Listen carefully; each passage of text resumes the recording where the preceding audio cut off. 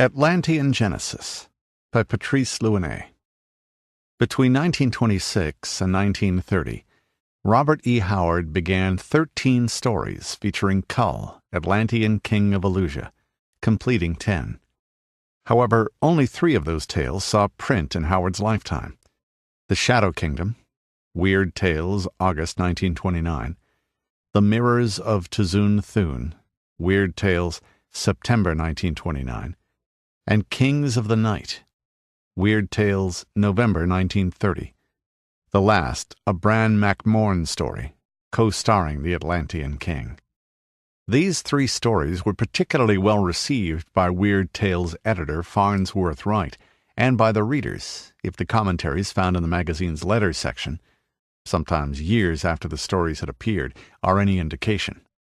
Howard Phillips Lovecraft held these stories in very high esteem, and even suggested in a 1934 letter that Howard write more tales about the character.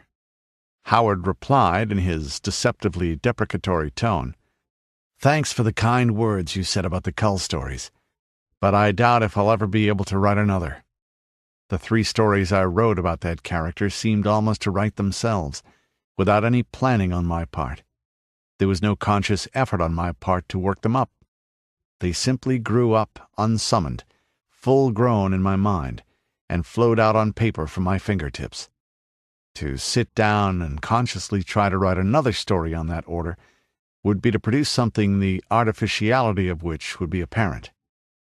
Howard's stories, at least all the major ones, required much more work and elaboration than the Texan was willing to concede, and the Kull series was no exception. For instance, Howard worked on the second Kull story for over a year, but when he was telling Lovecraft that he was unable to write a Kull story anymore, Howard was probably telling the truth. He had started to lose his grip on the character by 1929, and had discarded him completely after a series of false starts and unsold stories. In 1932, Howard had recycled one of the last written Kull stories, By This Axe I Rule, in order to create a new series, centering around a certain grim Cimmerian warrior. The 2 characters have little in common except their imposing physiques, but the background for the 2 series is similar. Barbarian characters evolving in kingdoms or empires from Earth's mythical past, confronted, in one way or another, by decaying civilizations. Kull by his adopted country, Conan by the Hyborian kingdoms. Conan had replaced Kull, and Howard found it impossible to write about a character who no longer represented a vehicle through which he could express his ideas. What Howard was unaware of, in spite of the unusual critical praise these 3 stories received over the years, was that he had given birth to a new subgenre of literature, since dubbed heroic fantasy, epic fantasy, or sword and sorcery, denominations as unsatisfying as they are reductive. The mixing of historical, or pseudo-historical, elements with elements of fantasy was nothing new. On the contrary, it harked back to the very beginnings of literature. What Howard brought to the form was to modernize it, getting rid of the chivalrous aspects, flowery language, and stilted personalities, writing violent tales in a realistic style that reflected Howard's environment and that of his readership. Critic George Knight once argued very convincingly, "Because his most popular creations are his fantasy tales, Howard is put into the category of fantasy writer. Yet the most interesting aspect of his fiction is not the fantasy, but the realism. A realism springing from Howard's class, environment, beliefs, and the age in which he wrote." The Kull stories, and this is also true for the Conan series, are thus realistic fantasy tales. Unlike his predecessors, and unlike the immense majority of his successors, Howard set his stories in universes not so much imaginary as they are forgotten. He wrote about our world, and his themes are universal ones. Kull's serpent-men-infected Velusia is no more fantastic than Shakespeare's ghost-haunted Elsinore. Yet who would think of labeling Hamlet as sword and sorcery? In 1932, when he initiated his Conan series, Howard wrote an essay, The Hyborian Age, which explains how this particular phase of mankind's past has now been forgotten. In a letter sent with the essay, Howard explained his need for realism in writing fantasy stories. Nothing in this article is to be considered as an attempt to advance any theory in opposition to accepted history. It is simply a fictional background for a series of fiction stories. When I began writing the Conan series a few years ago, I prepared this history of his age in order to lend him and his sagas a greater aspect of realness. Interestingly enough, the essay begins with the destruction of what was Kull's universe. Known history begins with the waning of the pre-cataclysmic civilization, dominated by the kingdoms of Camellia, Belusia, Verulia, Grandar, Thule, and Camoria. These peoples spoke a similar language, arguing a common origin. The barbarians of that age were the Picts, who lived on islands far out on the Western Ocean, the Atlanteans, who dwelt on a small continent between the Pictish Islands and the main, or Thurian continent, and the Lemurians, who inhabited a chain of large islands in the Eastern Hemisphere. Then the cataclysm rocked the world. Atlantis and Lemuria sank, and the Pictish Islands were heaved up to form the mountain peaks of a new continent. Sections of the Thurian continent vanished under the waves, or, sinking, formed great inland lakes and seas. Volcanoes broke forth, and terrific earthquakes shook down the shining cities of the empires. Whole nations were blotted out. The Coming of Conan the Cimmerian, Del Rey, 2003, pages 381 and 382. Incidentally, the word Thurian, describing Kull's continent, was coined in 1932. It never appears in any of the Kull stories. By retroactively integrating Kull's world to Conan's, giving a few details as to its geography and history, by showing the destruction of Kull's world and how it was eventually replaced by Conan's, by explaining how the Atlanteans ultimately became the Cimmerians, hence that Conan could be a descendant of Kull, and, last but not least, by writing the first Conan tale on the ashes of an unsold Kull story, Howard was telling us that he now envisioned the Kull series a prehistoric one, which paved the way for the Conan stories. The Thurian continent belonged to the past of the Hyborian world, and of Howard's career, just as the Hyborian world belongs to our past. Having distanced himself from Kull, Howard had placed himself in a position which prevented him from writing new Kull tales, having obliterated the character and his universe in the meantime. Considering the Kull series only as an archaic version of Conan is paying them a substantial disservice. Howard's readers and critics were certainly right to disagree with the author in this matter, for the Kull stories are those in which Howard was creating a new genre of fiction as he was writing the stories, playing with a universe that was definitely not as systemized as Conan's, and toying with the various possibilities this new genre could offer. While all the Conan stories were penned with weird tales in mind, the Kull stories were submitted to a variety of different magazines. Some may read like prototypical Conan stories, some as prose poems, some as philosophical fables. Howard let his imagination run free.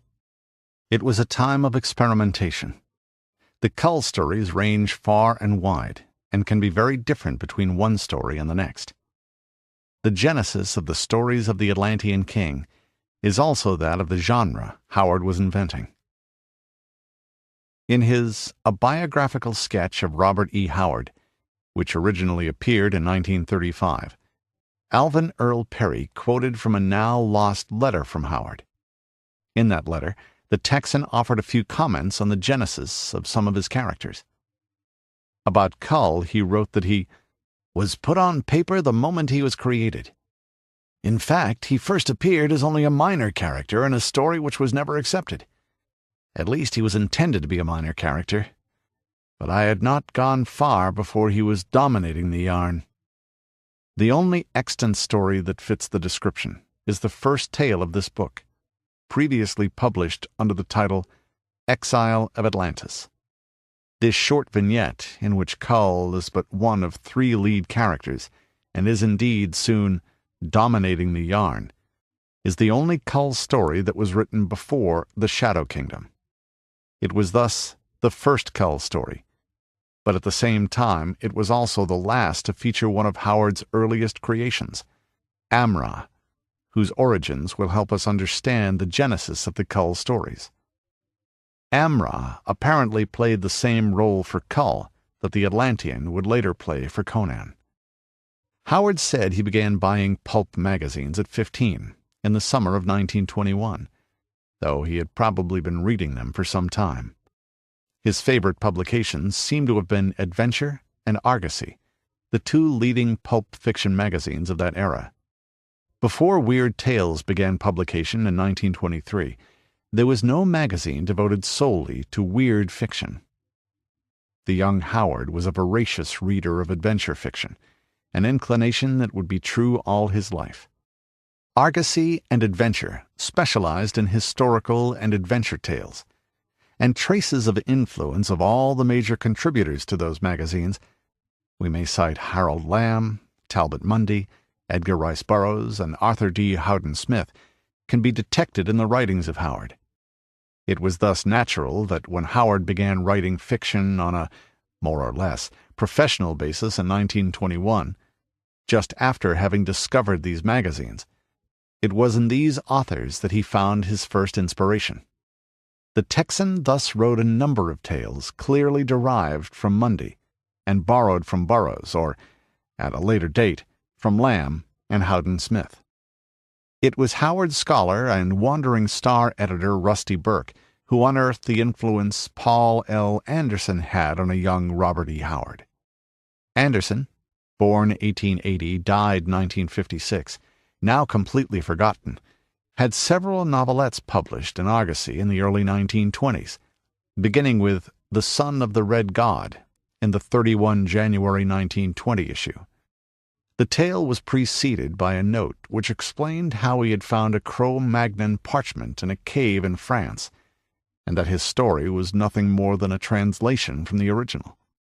The subject of the tale is a favorite of the era, how the Cro-Magnons supplanted the Neanderthals. That Howard enjoyed Anderson is attested by his borrowing of several names, found in a series of tales and poems, probably dating from 1922 or 1923. Anderson's Enro of the Ta'an and Land of the Dying Sun are echoed in Howard's Amra of the Ta'an and Land of the Morning Sun, among several other borrowings. Howard's first professionally published story, Spear and Fang, written in 1924, shows remarkable similarity to Anderson's first tale. Howard wrote several stories or poems dealing, directly or indirectly, with Amra of the Ta'an. In one of these, of which only 2 pages have come to us, Amra has a dispute with a woman named Alala. Both names are echoed in the future Kull stories, with Amra appearing in the first Kull story, and Lala-Ah appearing in the longest of the unfinished tales. How Amra, the Cro-Magnon, could become Amra the Atlantean was explained by Howard himself in a 1928 letter to his friend Harold Preece. About Atlantis. I believe something of the sort existed, though I do not especially hold any theory about a high type of civilization existing there. In fact, I doubt that. But some continent was submerged away back, or some large body of land, for practically all peoples have legends about a flood, and the Cro-Magnons appeared suddenly in Europe, developed to a high state of primitive culture. There is no trace to show that they came up the ladder of utter barbarism in Europe. Suddenly their remains are found supplanting the Neanderthal man, to whom they have no ties of kinship whatever. Where did they originate? Nowhere in the known world, evidently. They must have originated and developed through the different basic stages of evolution, in some land which is not now known to us. The occultists say that we are the fifth, I believe, great subrace. 2 unknown and unnamed races came, then the Lemurians, then the Atlanteans, then we. They say the Atlanteans were highly developed. I doubt it. I think they were simply the ancestors of the Cro-Magnon man, who by some chance escaped the fate which overtook the rest of the tribes. All my views on the matter I included in a long letter to the editor to whom I sold a tale entitled The Shadow Kingdom, which I expect will be published as a foreword to that story, if ever. This tale I wove about a mythical antediluvian empire, a contemporary of Atlantis. Selected Letters, 1923 through 1930. Necronomicon Press, 1989, page 20. Sadly, the letter to the editor has not survived. However, Howard's views on the matter may be discerned in a story which had been rejected in March 1926 by Farnsworth Wright, editor of Weird Tales. A lengthy part of Men of the Shadows is devoted to early history and prehistory, and notably to Atlantis, Lemuria, and the Cro-Magnons. To those islands came the nameless tribe, i.e. the Picts. They were the first men. Then the Lemurians, the second race, came into the northern land. Now the Atlanteans, Cro-Magnons, were the third race. They were physical giants, finely made men who inhabited caves and lived by the chase. Then from the north came the Celts, bearing sword and spears of bronze. And they were the fourth race. Bran Mac Morn, The Last King. Del Rey, 2005, pages 23 through 26. The great subraces Howard alludes to suggest he was familiar with the ideas of Helena Blavatsky and Theosophy, having either read the books or having heard about these theories from his father or a friend who was interested in occultism. The most important point of the letter, and of the Bran story, however, is the fact that Howard was convinced that there was a linkage between the Cro-Magnons and Atlantis, and that the latter was historical, an empire belonging to Earth's past, not an imaginary one. As early as 1923, Howard had casually mentioned Atlantis as a historical empire, contemporary to Akkad, in a letter to his friend Tevis Clyde Smith. The likeliest source for Howard's idea of an Atlantean Cro-Magnon connection is Lewis Spence, a British folklorist. Spence was convinced of the former existence of the continent of Atlantis and wrote several books in which he proved his theory. His The Problem of Atlantis, 1924, and Atlantis in America, 1925, may very well have influenced Howard. The identification of Atlantis as the source of Cro-Magnon man and his culture seems to have been original with Spence. The Kull series was thus born at the time Howard discarded the entirely historical setting, i.e. Atlantis, in favor of one mixing the historical and the imaginary. This is why the first Kull story is also the last of the Amra the Atlantean tales. Both characters are very similar. Kull is a counterpart of Amra, except for the fact that he is slightly larger, taller, although deeper of chest and broader of shoulder. Kull is basically a character who wants to flee reality, his reality, in favor of the pursuit of what is presented as a dream in that first story. A country dreamed of, spoken of, but otherwise unknown. Valusia. When Howard dropped Atlantis for Valusia, he dropped Amra for Kull. In a nutshell, he stopped writing historical tales in favor of fantasy tales. The name Valusia appears to be a Howardian coinage. It appears very early in the young author's career in Koda Kaban Tale, an incomplete story dating from 1922 or 1923. In that tale, protagonist Frank Gordon is trying to locate an ancient African city, supposedly once inhabited by a strange race of white people.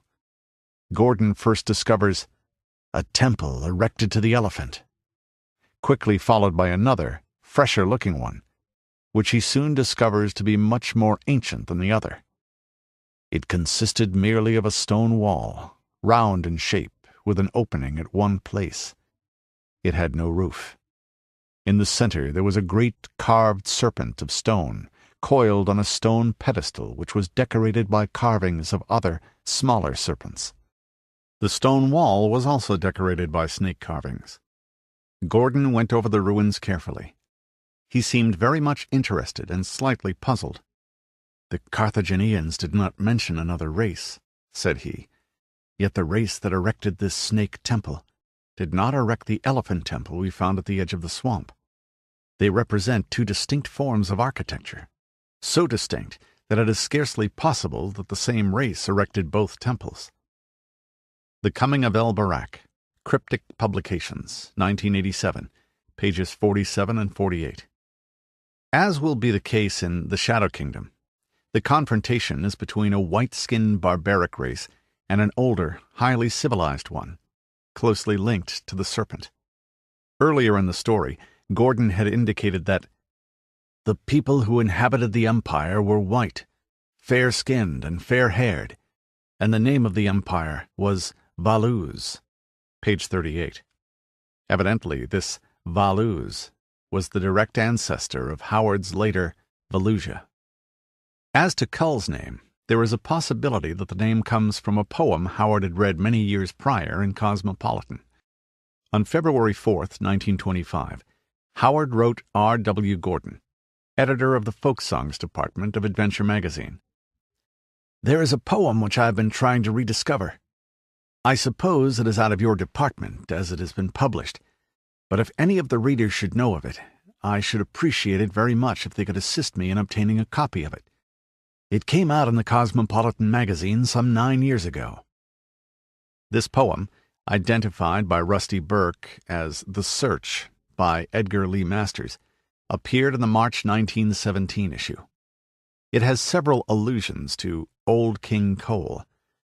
Perhaps even more interesting are the few lines which Howard remembered 8 years later as, "By heaven's breeze unfurled, the lion banner and the dragon banner flutter around the world," and which in fact read, "By heaven's breeze unfurled, the tiger banner and dragon banner flutter around the world." Howard's memory was an exceptional one, and only one word didn't match. Readers familiar with Howard's writings will recognize the tiger as Kull's totem, while Conan is often associated with the lion. In the novel The Hour of the Dragon, the lion banner is the emblem of Aquilonia, while the dragon banner is that of its enemy, Nemedia, in a clear homage to Masters. The last glints of the sun shone on the golden banner of Nemedia with the scarlet dragon, unfurled in the breeze above the pavilion of King Tarascus on an eminence near the eastern cliffs. But the shadow of the western cliffs fell like a vast purple pall across the tents and the army of Aquilonia, and upon the black banner with its golden lion that floated above King Conan's pavilion. The Bloody Crown of Conan, Del Rey, 2004, pages 92 and 93. It is, of course, impossible to ascertain the influence of Masters' poem on the naming of Howard's character, but it is a tempting possibility. Another will be detailed below. It is not conclusively known when, or even if, that first Kull story was ever submitted professionally. The original typescript is a peculiar one, written either between July 1925 and January 1926, or between August and September 1926. That is to say, just before Howard began work on what was to become the Shadow Kingdom. The various typographical errors and amateurish corrections would seem in favor of the anterior date, but the fact that the story exists as an original and a carbon would tend to indicate the latter. Early in his career, Howard rarely prepared carbons for his stories, but this probably changed in January 1926 when Weird Tales thought they had lost the typescript for a story which had been accepted for publication. Howard had been unable to provide them with the carbon the editors asked for, not having prepared one. On the other hand, neither the original nor the carbon are titled or signed, usually a sure sign that the typescript was not submitted. The only solutions that present themselves, then, are that Howard thought the story unsuitable for submission and never attempted to title or submit it professionally, preferring to start work on the Shadow Kingdom, or that this story was originally the beginning of the Shadow Kingdom, whose convoluted history is detailed below. The Shadow Kingdom occupies a special place in Howard's fiction in particular, and weird fiction in general, as well as in the author's heart. In the letter to Alvin Earl Perry, he stated that he enjoyed writing the Shadow Kingdom better than any other tale. Just after selling the story, Howard confided to Tevis Clyde Smith, "I enjoyed writing it more than any piece of prose I ever wrote. The subject of psychology is the one I am mainly interested in these days. The story I sold before this was purely a study in psychology of dreams, and this manuscript deals largely in primitive psychology." R.E. H. to Tevis Clyde Smith, circa October 1927. Selected Letters, 1923 through 1930, page 9.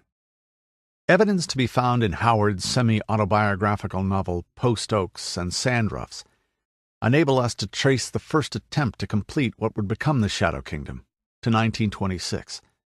In that novel, Howard's alter ego, Steve Costigan, did begin a wild fantasy entitled The Phantom Empire, i.e. the Shadow Kingdom, which he laid aside partly finished and forgot about. Post Oak and Sandruffs, D. Grant, 1989, page 109. Almost a year later, in the summer of 1927, he came upon The Phantom Empire, deserted several months before, completed it, and then laid it aside and forgot about it. Some time later, Steve again discovered The Phantom Empire, rewrote it, and again laid it aside. The story was accepted a short while later by Farnsworth Wright and published in the August 1929 issue of Weird Tales. A series of letters to H.P. Lovecraft illuminates the source for many of the events depicted in the story. In June 1931, Howard briefly summed up his interests in the Bible to Lovecraft. "As for biblical history, my real interest begins and ends with the age of Saul, outside of snatches here and there, as in the case of Samson. I'm sure you're right in your theory that numbers of Aryans must have drifted into the Near East of that age, and as far as I can see, the days of Saul and David represent an Aryan phase in the racial life of Israel." R.E.H. to H.P. Lovecraft, circa June 1931, unpublished. He had expressed much the same sentiment in an earlier letter. "I cannot think of Saul, David, Abner, and Job as Jews, not even as Arabs. To me, they must always seem like Aryans, like myself. Saul, in particular, I always unconsciously visualize as a Saxon king, of those times when the invaders of Britain were just beginning to adopt the Christian religion." R.E.H. to H.P.L., circa February 1931, unpublished. This seems to have been an important issue with Howard. Tevis Clyde Smith, in the notes for his projected Howard biography, wrote, "Hated, disliked Samuel, and respected Saul. So far the poet. Report on a Writing Man and Other Reminiscences of Robert E. Howard. Necronomicon Press, 1991, page 36. Howard even wrote a poem, Dreaming in Israel, on the subject. In the February letter to Lovecraft, Howard went on to elaborate on his admiration for King Saul. "I have always felt a deep interest in Israel in connection with Saul. Poor devil. A pitiful and heroic figure, set up as a figurehead because of his weight and the spread of his shoulders, and evincing an expected desire of being king in more than name. A plain, straightforward man, unversed in guile and subtlety, flanked and harassed by scheming priests, beleaguered by savage and powerful enemies, handicapped by a people too wary and backward in war. What wonder that he went mad toward the end? He was not fitted to cope with the mysteries of kingcraft, and he had too much proud independence to dance a puppet on the string of the high priest. There he sealed his own doom. When he thwarted the snaky Samuel, he should have followed it up by cutting that crafty gentleman's throat, but he dared not. The hounds of life snapped ever at Saul's heels. A streak of softness made him human, but made him less a king. Samuel had him in a stranglehold. Not only did the high priest have the people behind him, but he played on Saul's own fears and superstitions, and in the end ruined him and drove him to madness, defeat, and death. The king found himself faced by opposition he could not beat down with his own great sword, foes that he could not grasp with his hands. Life became a grappling with shadows, a plunging at blind, invisible bars. He saw the hissing head of the serpent beneath each mask of courtier, priest, concubine, and general. They squirmed, venom-laden, beneath his feet, plotting his downfall. And he towered above them, yet must perforce bend an ear close to the dust, striving to translate their hisses. But for Samuel, vindictive, selfish, and blindly shrewd as most priests are, Saul had risen to his full stature. As it was, he was a giant chained. To one man Saul could always turn: Abner, a soldier and a gentleman in the fullest sense of the word, too honorable, too idealistic for his own good. Saul and Abner were worth all that cringing, treacherous race to which they belonged, by some whim of chance. Most of these sentences echo the general tone and plot of The Shadow Kingdom, where the snake metaphor is given way to actual snake-like characters. They also echo some of Kull's musings. As he sat upon his throne in the hall of society and gazed upon the courtiers, the ladies, the lords, the statesmen, he seemed to see their faces as things of illusion, things unreal, existent only as shadows and mockeries of substance. Always he had seen their faces as masks, but before he had looked on them with contemptuous tolerance, thinking to see beneath the masks shallow, puny souls, avaricious, lustful, deceitful, a vague horror that lurked beneath the smooth masks. While he exchanged courtesies with some nobleman or counselor, he seemed to see the smiling face fade like smoke, and the frightful jaws of a serpent gaping there.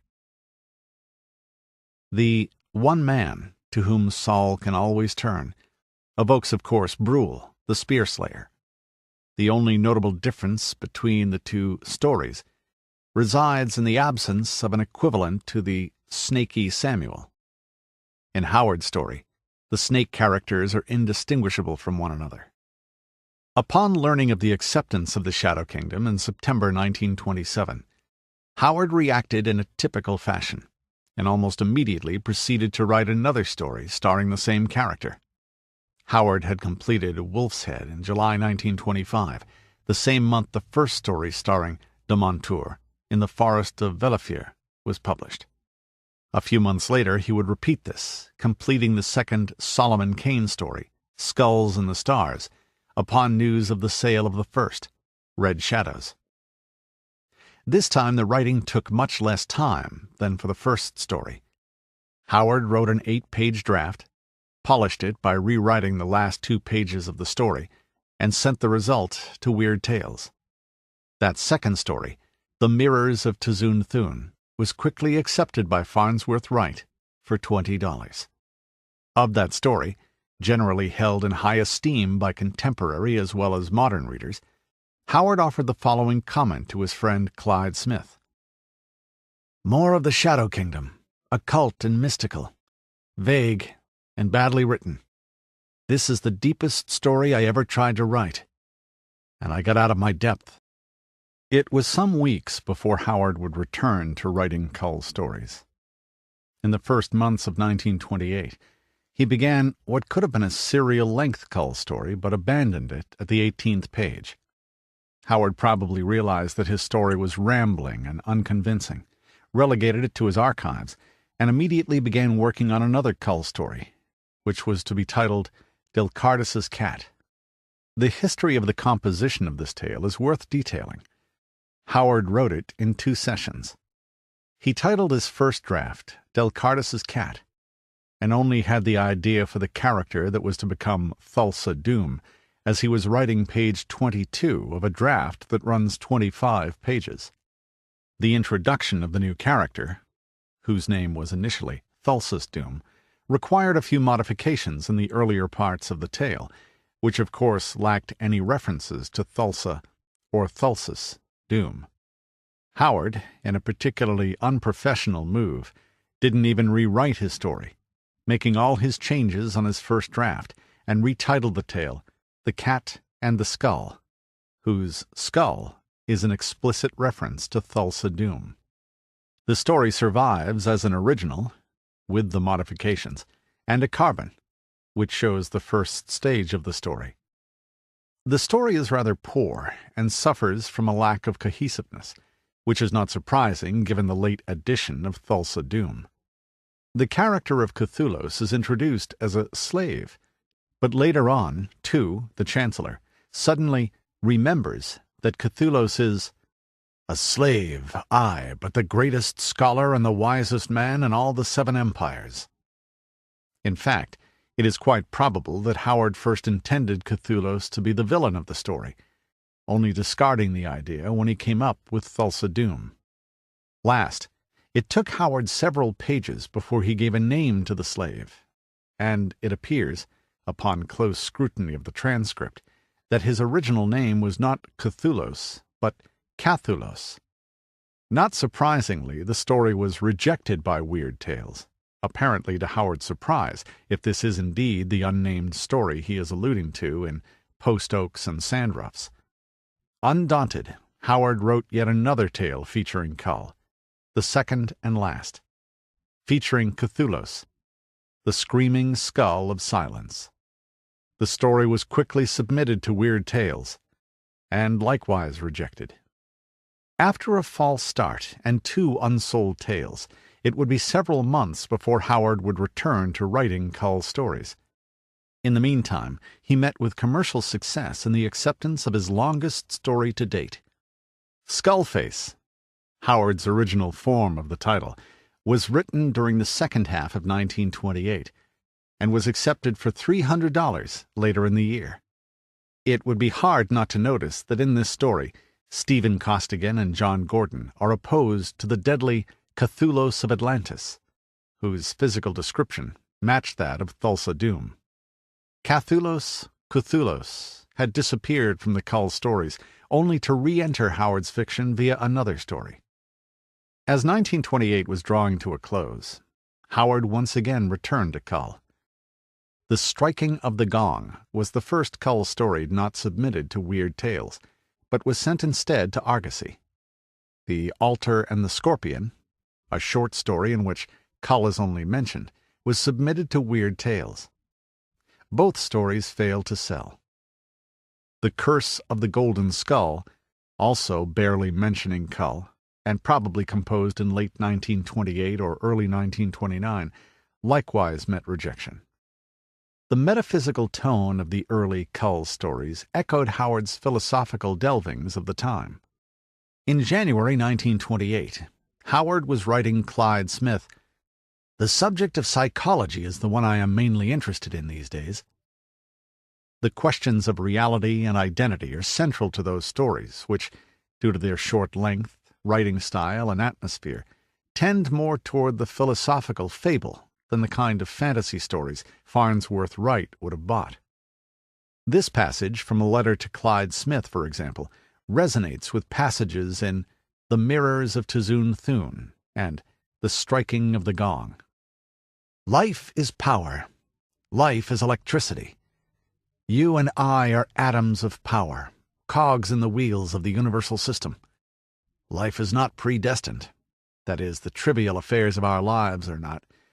But we have certain paths to follow, and we cannot escape them. We are sparks of stardust, atoms of unknown power, powerless in ourselves, but making up the whole of some great power that uses us as ruthlessly as fire used fuel. We are parts of an entity, futile in ourselves. We are merely phases of electricity, electrons endlessly vibrating between the magnetic poles of birth and death. We cannot escape these trails in which our paths lie. We do not, as individual entities, really exist. We do not live. There is no life, there is no existence. There is simply vibration. What is a life but an uncompleted gesture, beginning in oblivion and ending in oblivion? There is no beginning, nor will there ever be an end of the thing. R.E.H. to Tevis Clyde Smith, circa February 1928. As a matter of fact, all of Howard's letters to Tevis Clyde Smith from early 1928 contain lengthy passages on philosophy, religion, psychology, and similar interests. Howard was undergoing a period of profound introspection that very naturally found its way into his fiction. Common to all the themes alluded to in the letters is the central motif of identity, the relation of the self to the universe.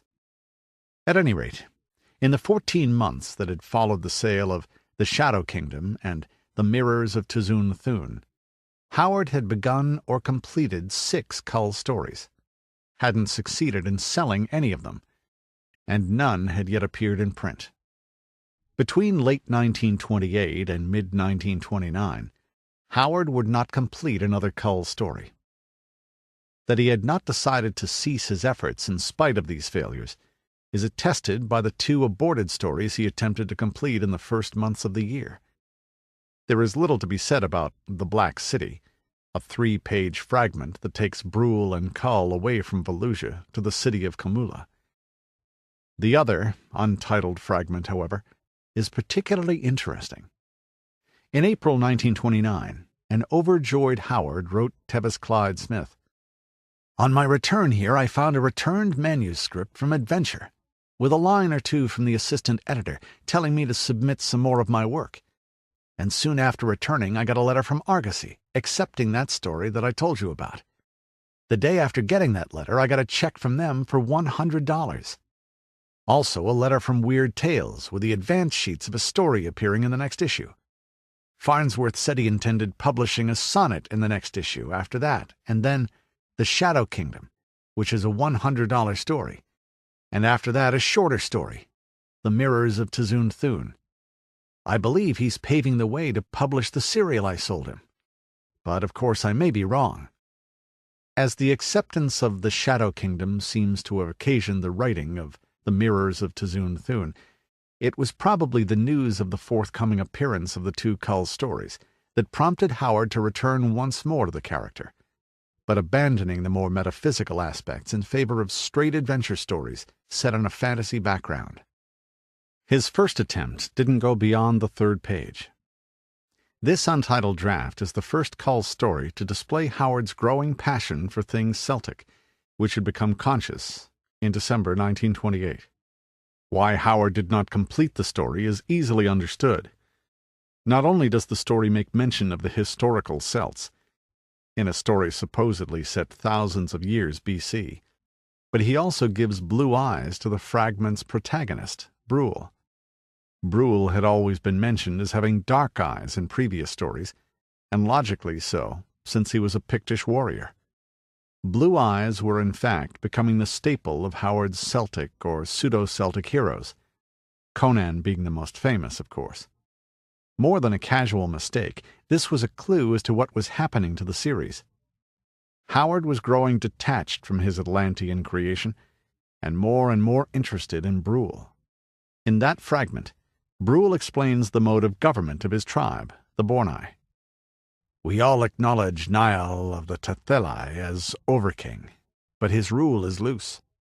He does not interfere or our affairs among ourselves, nor does he levy tribute or taxes, as the Belusians call it, from any except the Nargai and the Dano and the whale slayers who live on the island of Tathel with his own tribe. Neither does he interfere when 2 tribes go to war, unless some tribe encroaches on the 3 who pay tribute. When the war is fought and won, he arbitrates the matter, and his judgment is final. And when the Lemurians or the Celts or any foreign nation or band of reavers come against us, he sends forth for all tribes to put aside their quarrels and fight side by side, which is a good thing. He might be a supreme tyrant if he liked, for his own tribes are very strong, and with the aid of Elusia he might do as he liked. But he knows that though he might, with his tribes and their allies, crush all the other tribes, there would never be peace again, but revolt as long as a Bornai or a Sungara or a Wolf-Slayer or any of the tribesmen was left alive. The fragment stops at this point, and it is very interesting to compare it to what happens in the next, and last, Kull stories. By this axe I rule, and Swords of the Purple Kingdom were completed in rapid succession, probably in May and June 1929. In many ways, both stories mark a return to the roots of the Kull series. In Exile of Atlantis were mentioned the characters of Ascalante and Ayla. These are also the names of characters, albeit different ones, in the 1929 story. More important, the plots of the 1929 tales revolve around an attempted coup d'etat, as did the Shadow Kingdom. But if the Shadow Kingdom had its origins in Howard's reading of the biblical story of Saul, By This Axe I Rule was inspired by his reading of a classic playwright. In the early months of 1929, Howard had probably been rereading Shakespeare. In March, he included 2 erotic playlets in a letter to Smith.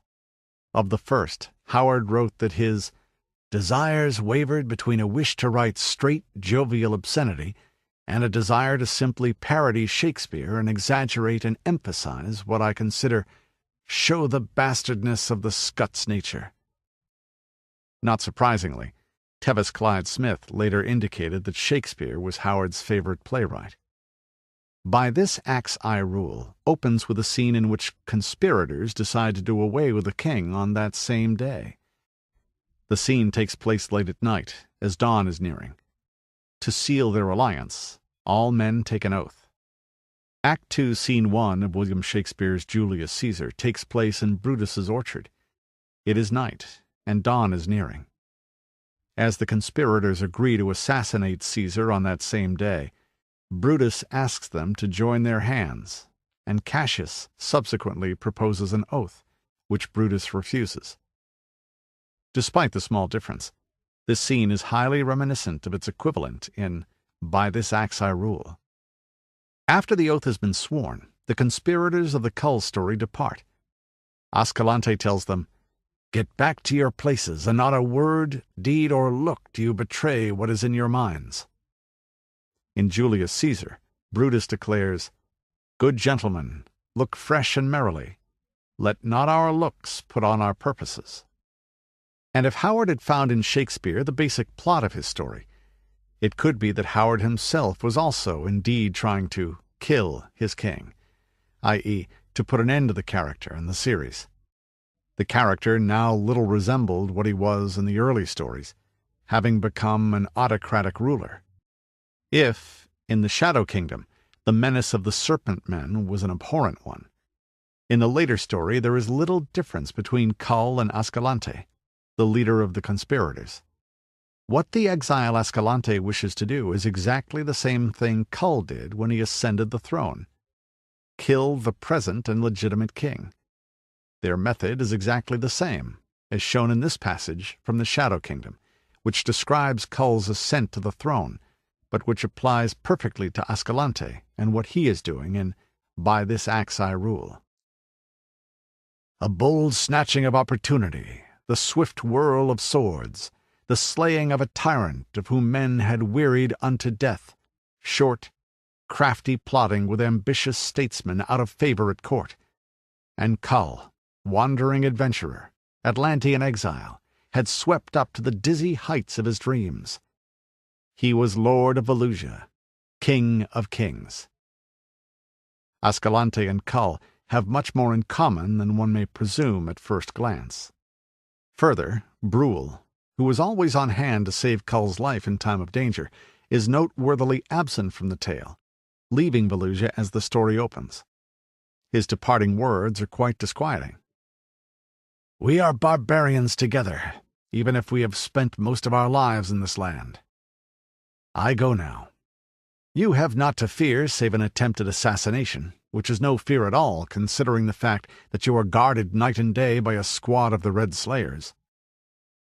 Strange words from a man who saved Kull's life numerous times, and especially in the Shadow Kingdom, in which Kull was nearly slaughtered in his room by conspirators, while he thought he was guarded by the Red Slayers. It is also in By This Axe I Rule that we at last learn the name of the tyrant Kull killed to win the throne. Borna. The name's resemblance to Brul's tribe, the Bornai, is striking.